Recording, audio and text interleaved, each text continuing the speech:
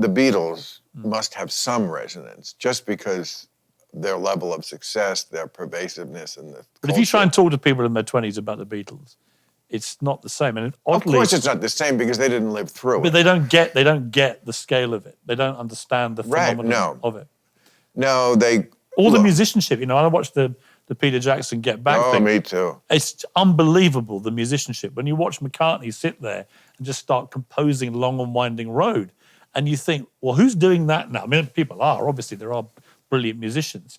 But the brilliance of the musicianship, and also I thought was interesting, the dynamic between McCartney and Lennon, which I'd always been led to believe when I grew up. McCartney was the kind of sweet guy. Lennon was the tough one. He was the one calling all the shots, running the show. You watch Get Back, and actually it's the complete reverse, which may be down to Lennon's state of mind at the time and other stuff. Of course. Now, whether that was the case early on. But we knew that. Yeah, but I didn't know that quite so. Of course. Till you watch it happening.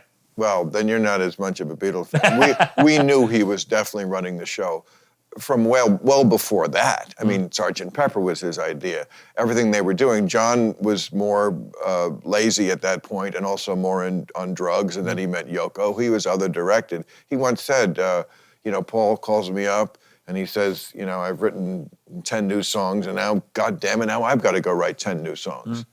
I had an interesting conversation with Sean Lennon, because I just know him a bit, and we were messaging each other about it. So what did you think of it? He went, well, everyone else is watching it and obviously enjoying it. He said, but I'm watching my dad in a way that I've never seen footage of my father, which I thought was really interesting. That he'd never seen so much footage of his father. The ultimate takeaway from that Peter Jackson thing, and of course, if you're not of that era and you don't love that group, don't bother. It'll be like watching paint dry because, it's so verite. I mean, it's 8 hours or something. But couldn't you have watched more of it? Totally. I could have watched double. Well, just the idea that, it's the way he set it up with drama, like they have a month, which is the truth.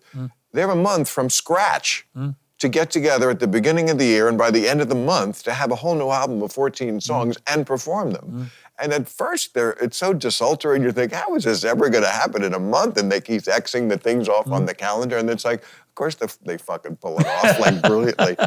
But to me, the ultimate takeaway, and I am backed up on this by Martin Lewis, you know him, probably the ultimate Beatles expert. He asked me what I thought of it. I said this, he said, you're spot on. It was always Lennon and McCartney.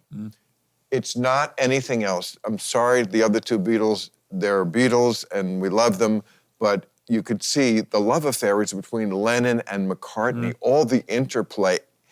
He totally ignores Yoko. This idea Yoko broke up the Beatles, it's like she's not even there. He's always relating to Paul McCartney.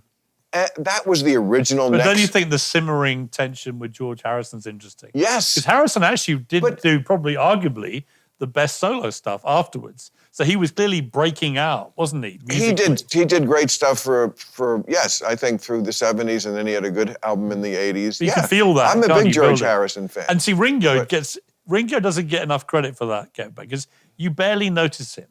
When all is chaotic around them, you get these guys who they're the rhythm, they're the heartbeat of the band. You don't think with Ringo? I love Ringo. I mean, it's also the case that it's good to have a guy in the band who knows.